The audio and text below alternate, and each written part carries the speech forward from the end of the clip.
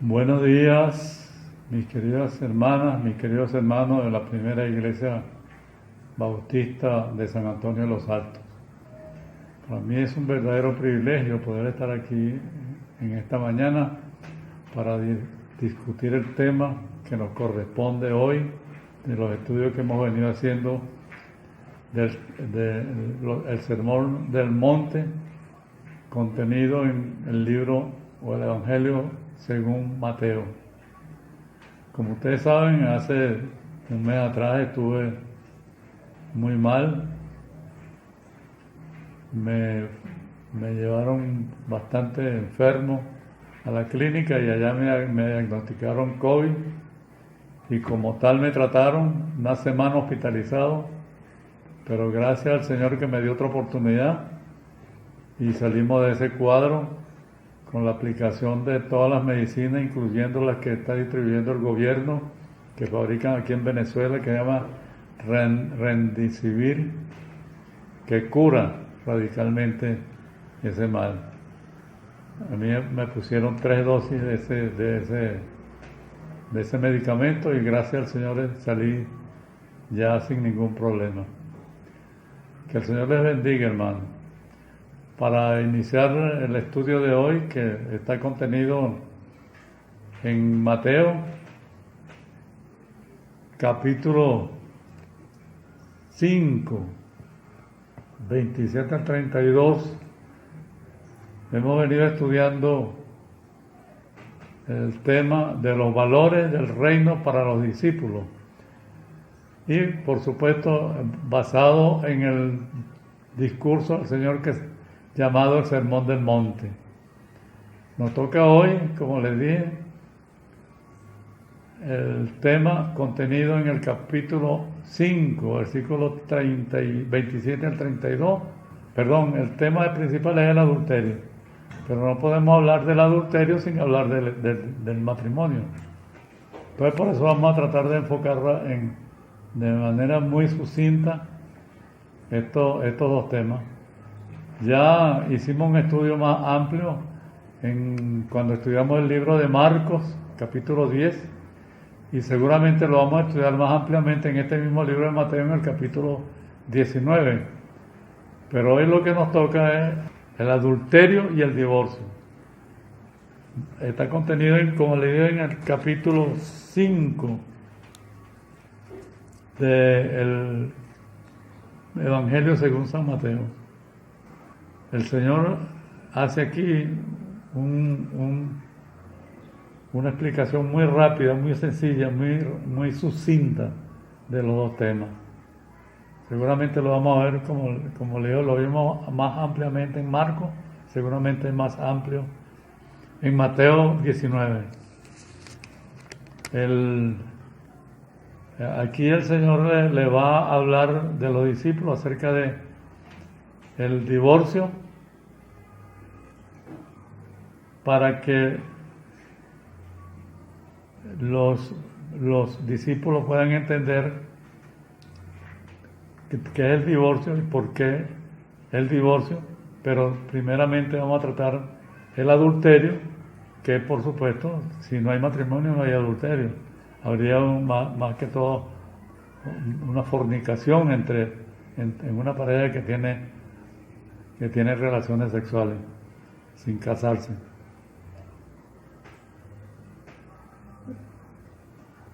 Antes de ir al tema, vean, vamos a leer un poco lo que dice el Señor en Mateo 5, versículo 27.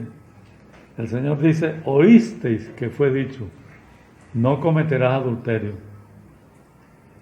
Esta afirmación no va dirigida a ningún grupo en particular, ni a los hombres ni a las mujeres, sino a todos, porque lamentablemente el adulterio, el pecado del adulterio se ha generalizado de tal manera que ya en estos tiempos no es una gran novedad de cuando una persona comete o no adulterio. Entonces dice que no se dirige a ningún grupo, sino a todos. Oísteis que fue dicho, mujeres y hombres, no cometerás adulterio. Pero inmediatamente ya se dirige a los hombres.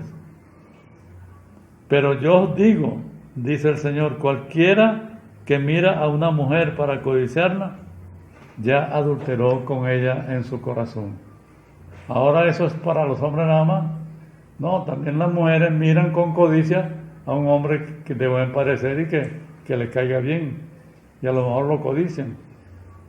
Entonces, el concepto que se tenía del adulterio hasta ese momento era el acto carnal entre dos personas, una casada o no, una casada o los dos casados con una persona que no sea su cónyuge, sea la esposa o sea el esposo.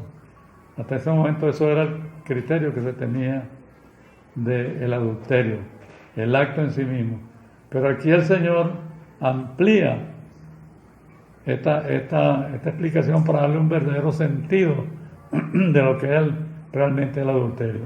Y dice así: pero yo os digo que cualquiera que mira a una mujer para codiciarla,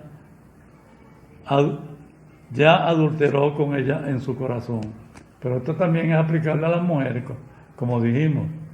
Una mujer puede codiciar a un hombre al verlo porque le cayó bien, porque tiene buen parecer, buen físico, etc. Y ya al codiciarlo, sin haber tenido una relación, ya está cometiendo el delito o el pecado de adulterio. El adulterio realmente es un pecado muy, muy, muy terrible en las relaciones matrimoniales. Y desde la antigüedad este pecado era castigado severamente. En Levítico 20:10 dice: cuando un hombre ha tenido relaciones con una mujer o con la esposa de otro, dice, los dos mueran irremisiblemente. O sea que no era solamente culpable el hombre, sino también la mujer.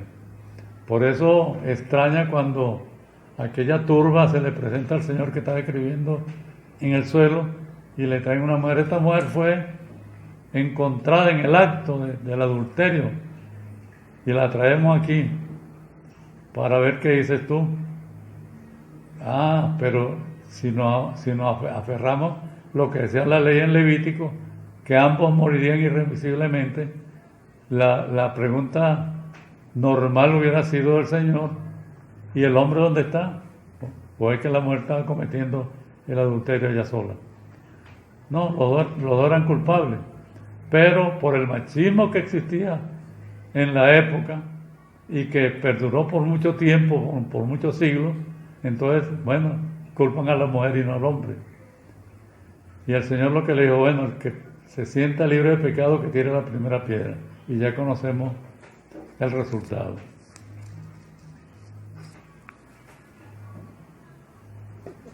El Señor quiere darle una verdadera lección de la interpretación de la ley. Y los discípulos aquí se enfrentan a una enseñanza que cambia toda la idea que tenían acerca del adulterio. El Señor explica que el adulterio se comete, no se limita al acto sexual entre el hombre y la mujer casadas, sino que con el solo hecho de mirarla y codiciarla, o de mirarlo y codiciarlo, ya se está cometiendo el pecado de adulterio. El adulterio, entonces, vean ustedes, según lo que establece la palabra de Dios, es un hecho espiritual. Y de acuerdo a lo que dijo el Señor, ya la miraste, te gustó, la codiciaste. O ya lo miraste, te gustó y comenzaste a codiciarla. Esa pasa igual que cuando Eva, el Satanás la puso frente al árbol del fruto del bien y del mal. Dice que la mujer lo miró, se quedó mirando y le pareció un fruto agradable a la vista.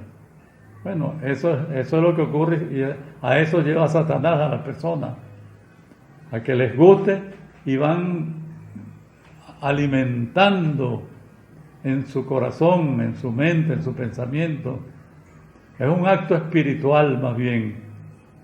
Y eso va en aumento hasta que lo lleva a cometer el delito o el pecado de adulterio. Entonces es un acto espiritual que se comete primero en el corazón, en la mente, y eso lleva a cometer el acto en sí. Por eso la Biblia dice que lo que hay que cuidar primeramente es el corazón, de manera que tomando el corazón como el centro de las emociones, el centro de los pensamientos, el centro de las intenciones.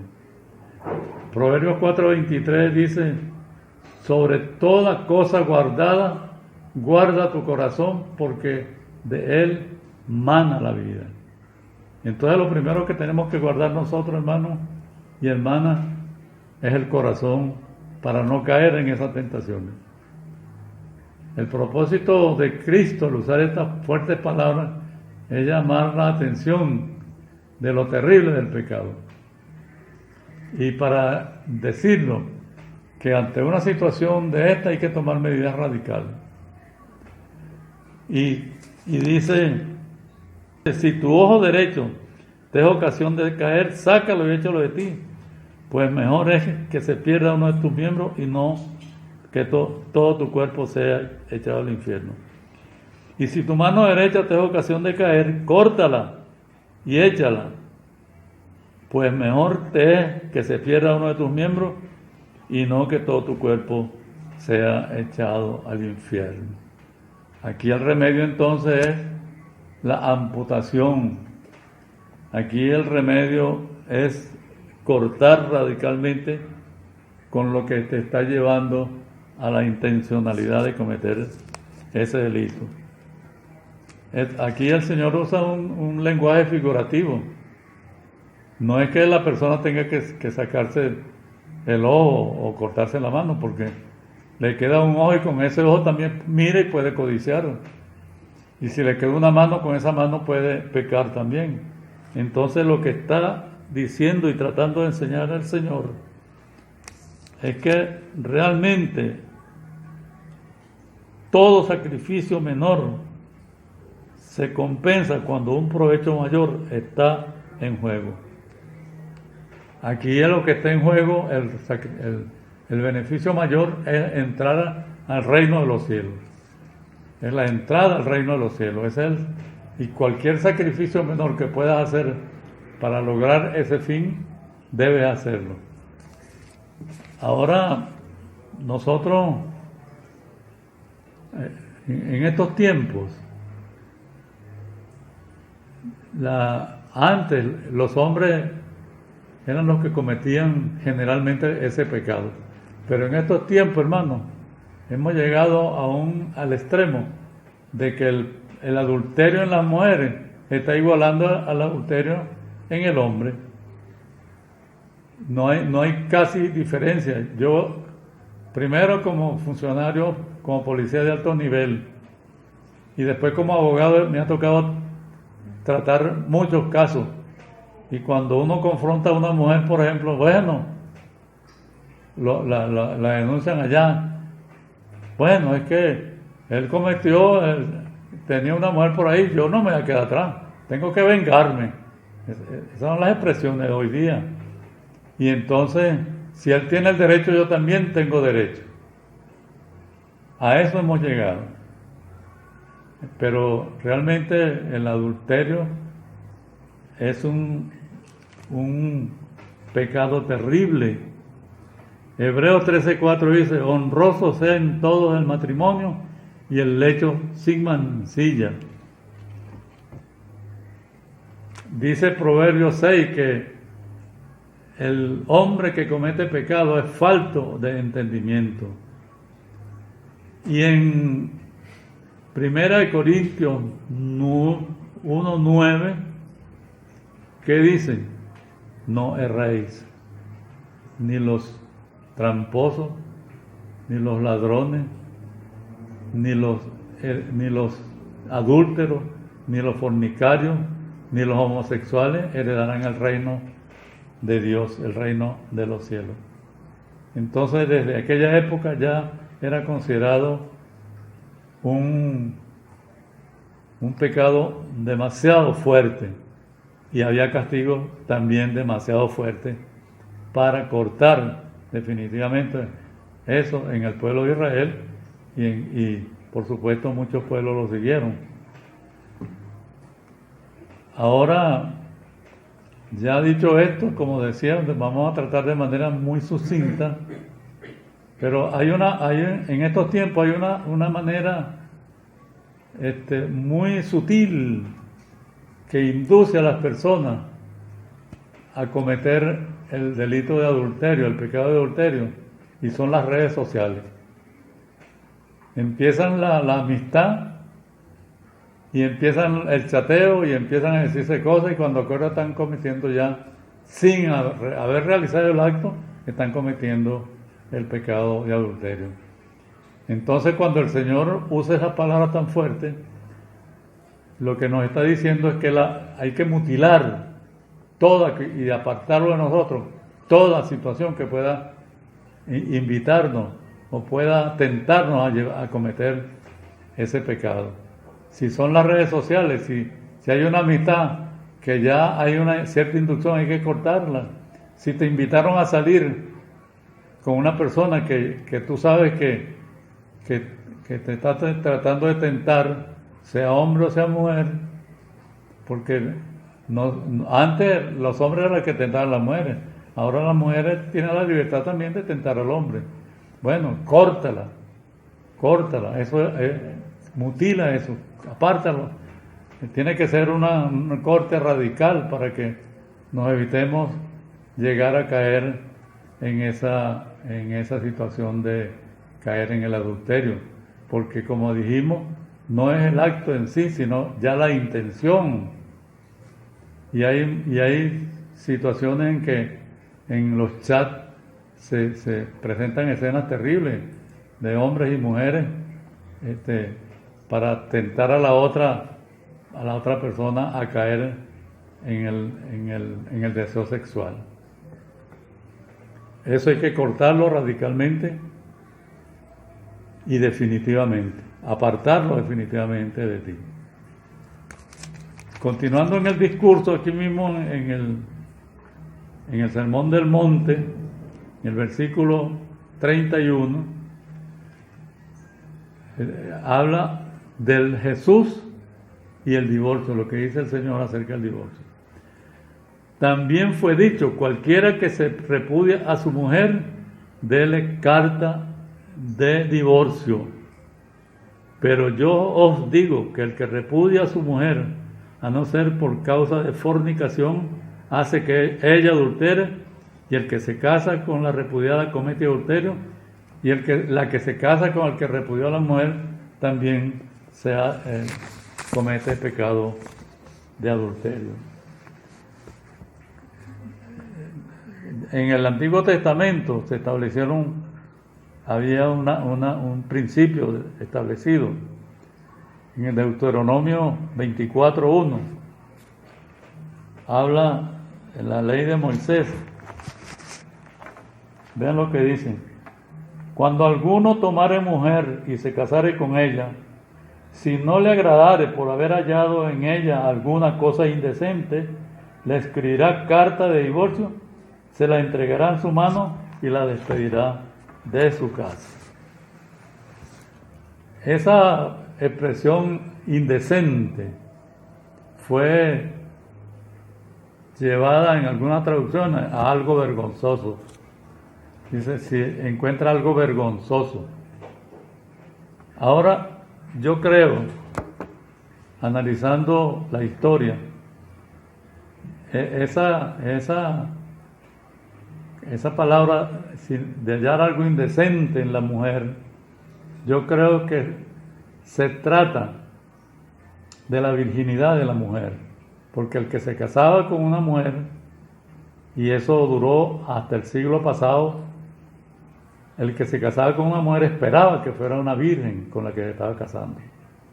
Y hasta mis días, cuando yo digo mis días, hermano, yo tengo ya 82 años que voy a cumplir, con el favor del Señor. Todos los hombres decían, yo me caso con una mujer, si no es virgen la boto en mi casa el mismo día. Entonces eso viene desde aquella época. El que encuentra algo indecente, entonces está autorizado para botarla, separarte de ella y divorciarte de ella. Pues. En aquella época se le entregaba una carta. Todo el que repudiaba a la mujer tenía que entregarle una carta. Esta carta era un acta donde se establecía que esta mujer quedaba libre y esta mujer podía volver a casarse teniendo esa carta. Ahora la cuestión es más complicada, ¿no? Porque tienen que ir a un tribunal a divorciarse para tener esa carta de divorcio. Pero entonces, eso se llegó en los tiempos modernos. En los tiempos modernos me voy a referir a los tiempos del Nuevo Testamento, cuando vino el Señor. Se discutía duramente sobre los alcances acerca de las posibilidades de que se aplicara ese principio. Y se llegó al extremo de que tanta discusión que se presentó al respecto, yo como fin varias escuelas de interpretación de ese principio.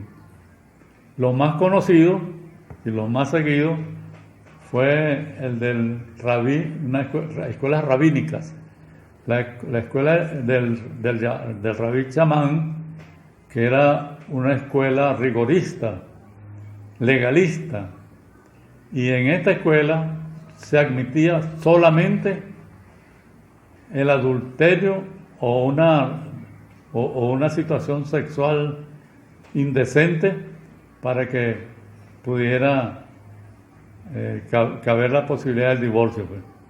Y el Señor mismo sostiene este principio cuando dice, pero yo os digo que el que repudia a su mujer a no ser por causa de fornicación, entonces la fornicación era la única manera en esa escuela y en la enseñanza del Señor que permitía que el hombre pudiera pedir libremente el divorcio. Pero la otra escuela era encabezada por el rabino Hillel. Esta escuela era más liberal, permitía el divorcio por cualquier causa. Cuando la gente se le acerca al Señor allá en Marcos, cuando estudiamos Marcos, y después en Mateo igual, dice, mira, es lícito repudiar a la mujer por cualquier causa, porque hasta ese momento, y siguiendo esta escuela que era la más aceptada por la mayoría de la gente, de los hombres, pues por supuesto, porque era su conveniencia, entonces por cualquier causa, si a la mujer se le quemaba la comida, eso era suficiente para que el hombre pudiera despedir a la mujer y repudiarla. Pero si se llegó al extremo de que si el hombre veía a una mujer más bonita, mejor arreglada, más joven, y la comparaba con la que tenía en la casa, entonces él podía decir que se avergonzaba de tener una mujer que no se arreglara en su casa y podía repudiarla de esa manera. A ese extremo se llegó siguiendo los principios establecidos por esa escuela rabínica del rabino Hillel. Por supuesto, como dijimos, esa era la escuela más aceptada. Pero, ¿qué nos enseña el Señor? Eso lo vimos con Marco. Aquí no hay ninguna extensión de esto, pero seguramente lo vamos a ver más intensamente en Mateo 19, cuando el Señor vuelva a tratar este tema. Pero el Señor, cuando le hacen esa pregunta, se remite al diseño de Dios para el matrimonio desde el principio. ¿Y cuál fue el principio? Varón y hembra los creó. Entonces, ese es el principio rector. Y cuando le preguntan, bueno, pero Moisés permitía que se repudiara por cualquier otra cosa. Entonces el Señor le decía, Moisés permitió eso por la dureza de vuestro corazón. O sea que la dureza del corazón, la soberbia del hombre, fue el que lo llevó a este tipo de cosas. Y esa dureza del corazón, y esa fue hasta para apartarse del Señor, güey. Lo llevó a apartarse del Señor, apartarse de Dios y de sus enseñanzas, del camino de Dios. Entonces, si se apartaron de Dios, era más fácil apartarse entonces de ese principio de solamente por fornicación. Vamos, por cualquier causa era suficiente para repudiar a la mujer. Pero el Señor se remite a eso. Varón y hembra los creó. Y los creó y para que fuera una pareja con una relación permanente, una relación íntima y permanente.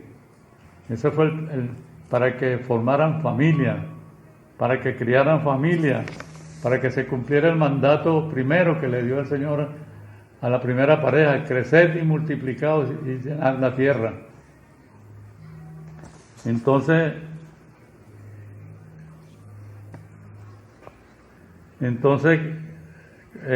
todas esas patrañas las usaban los hombres para su beneficio. Y las afectadas eran las mujeres.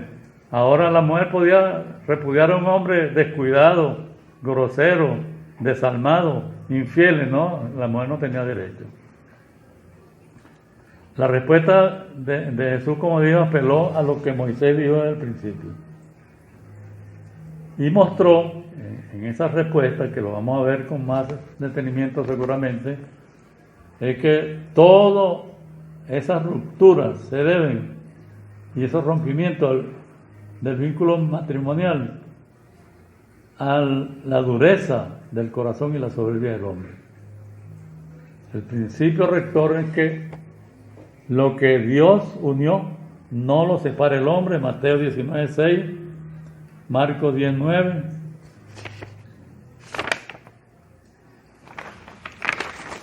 Y principios que estableció el Señor con su respuesta. Vean ustedes que cuando estudiamos Marcos lo vimos, y cuando estudiamos a Mateo 19 lo vamos a ver. Los fariseos le mencionan a Moisés, le mencionan que fue quien los autorizó. Pero el Señor entonces, como le dije, dice, por la dureza de nuestro corazón, pero al principio no fue así. Porque dijo el Señor, uno superior a Moisés está aquí. Moisés le permitió, le hizo esa concesión por la dureza del corazón del hombre. Pero el principio rector, como dijimos, es este. El Dios hizo al hombre y le dio a la mujer para que se establecieran una relación permanente, íntima, permanente. Por eso dice el principio, porque por esto dejará el hombre a su padre y a su madre y se unirá a su mujer y los dos serán una sola carne. Ya no son dos, uno. ¿Cómo te vas a quitar la mitad del cuerpo y botarlo? Eso es lo que está diciendo el Señor.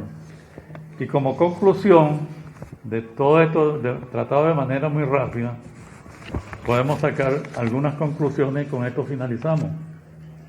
Primero, que el matrimonio es un proyecto de Dios. Dios estableció el proyecto. No fueron los hombres como muchos piensan.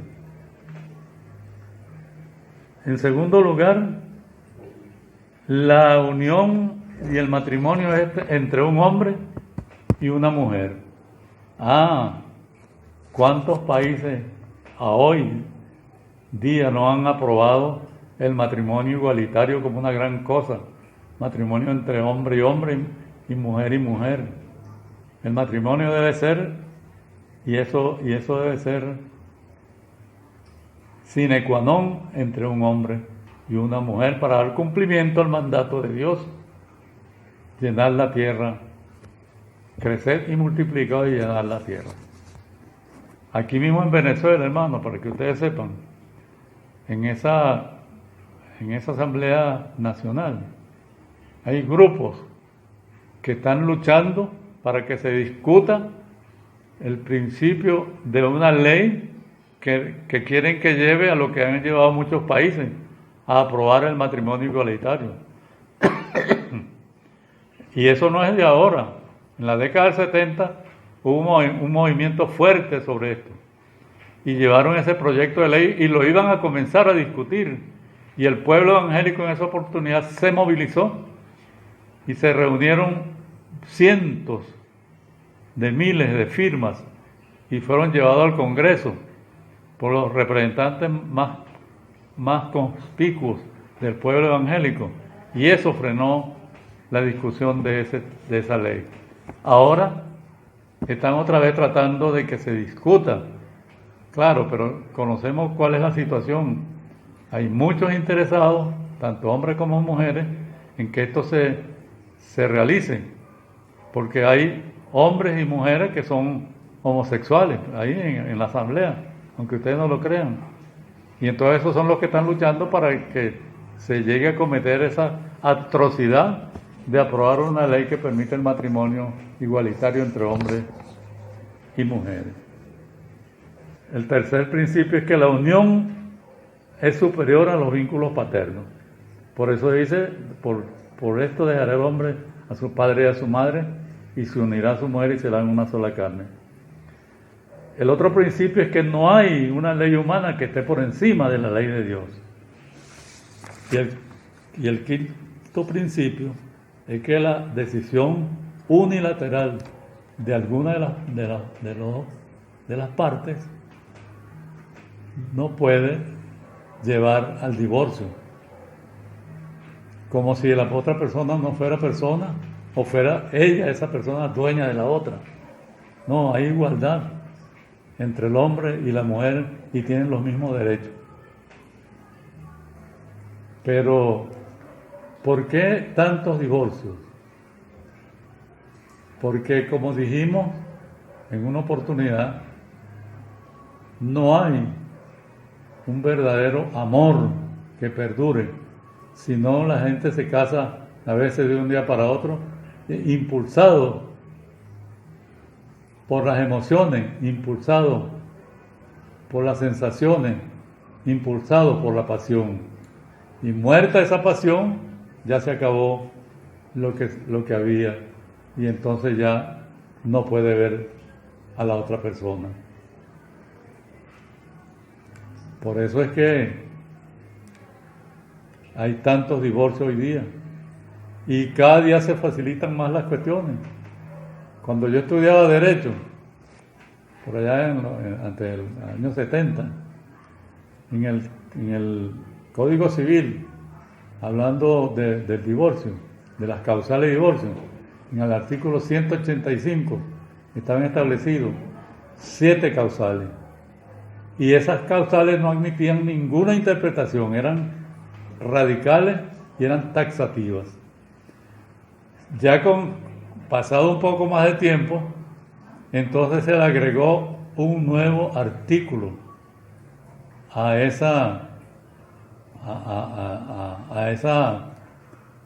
al artículo que permitía las causales del divorcio.